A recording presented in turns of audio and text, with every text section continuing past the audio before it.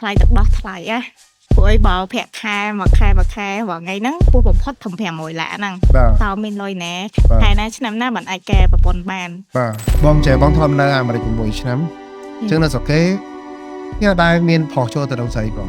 គេមានតែពីរនេះមិនស្រឡាញ់គ្នាពួកយើងរស៊ីឬក៏ធ្វើការជាមួយគ្នារលុយមកការជាមួយគ្នាអញ្ចឹងបងគាត់ថារឿងអត់ធ្វើទាំងអស់នេះវាតាក់ទងជាមួយនឹងវប្បធម៌ខ្មែរបងថាវប្បធម៌ហ្នឹង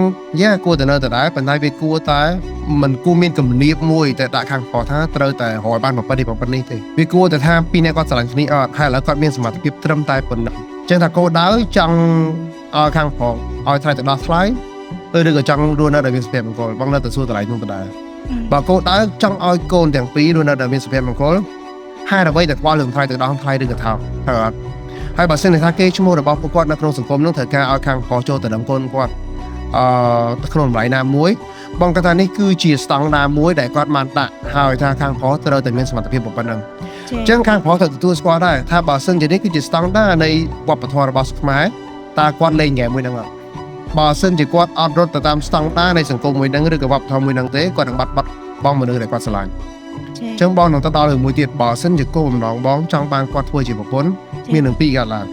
ទី1ខំទៅរលុយដើម្បីឲ្យទៅបានស្តង់ដារដល់ថ្លៃទឹកដោះហ្នឹងទៅបងអាចនិយាយចេះវិញនិយាយសួរស្ដាប់មានតែបើសិនជាឯងពិតជា hungry for that បើឯងនឹងដើររកវិធីសាស្ត្រណាក៏ដោយឲ្យតែបានគាត់ថ្លៃជាប្រពន្ធត្រូវទេអញ្ចឹងពីបងទៅមានតែហ្នឹងទី2ការពិតពេលខ្លះគាត់មិនប្រើលុយទេប៉ុន្តែគាត់ប្រើកាដីស្រឡាញ់ពិតប្រកបអាភាពស្មោះសររបស់គាត់នេះគាត់អាចទៅ convince ទៅធ្វើទៅបន្ទន់ចិត្តឲ្យពុកម្ដាយខាងស្រីបងគាត់ថាបើសិនជាគាត់មានគោលដៅពិតប្រកបគាត់អាចបន្ទន់ចិត្តម្ដាយឪពុកខាងស្រីព្រមឲ្យគាត់ជាការត្រូវហើយបើសិនជាគាត់មានគោលបំណងទៅផ្ដល់សុភមង្គលដល់ម្នាក់ស្រីហ្នឹងមែនសកម្មភាពច្រើនណាស់ដែលគាត់អាចធ្វើទៅបានមិនមែនតែរឿងមួយហ្នឹងប៉ុន្តែរឿងមួយទៀតបងគាត់ថាពេលខ្លះវាគឺជាការតេស្តសមត្ថភាពពីឪពុកម្ដាយខាងស្រីដែរតែខ្លះលើរយៈត្រឡហ្នឹងទេប៉ុន្តែដោយសារម្ដាយបង្ហាញពីក្តីស្រឡាញ់ភាពស្មោះស្ម័គ្រឬក៏ភាពស្មោះសរណាមួយបងគាត់ថាវានឹងអាចកាត់ឡើងតែនៅក្នុងសង្គមនេះបងនៅតែនិយាយដដែលគួរតែ minimize គួរតែកាត់បន្ថយថ្លៃទឹកដោះទៅពីព្រោះចុងក្រោយកូនគាត់នៅតែនៅជាមួយគេដដែលទេត្រូវទេខាងស្រីនៅតែនៅជាមួយខាងប្រុស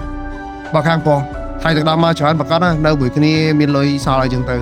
តែបើមានតិចបងគាត់ថាពេលដែលគាត់ទៅចាប់ដៃរកស៊ីមួយគ្នាឲ្យតែគាត់ចេះស្រឡាញ់គ្នាហើយផ្ដល់លើសុភមង្គលលុយគាត់នឹងហូរមកឯងបាត់ពិសោធន៍បងមានដែរបងមិននិយាយទៅទិស្ដីក្នុងសភៅអីទេគឺជាបាត់ពិសោធន៍បងពេលដែលពីរនាក់បងស្រឡាញ់គ្នាខំប្រឹងធ្វើការទាំងសងខាង 100% ចេញពីខ្លួនមកអស់លុយមកឯងហើយពេលនឹងបាច់ត្រូវការថ្លៃទៅដោះហើយគឺលុយមកឯងខំប្រឹងរកស៊ីជាមួយគ្នាគឺលុយមក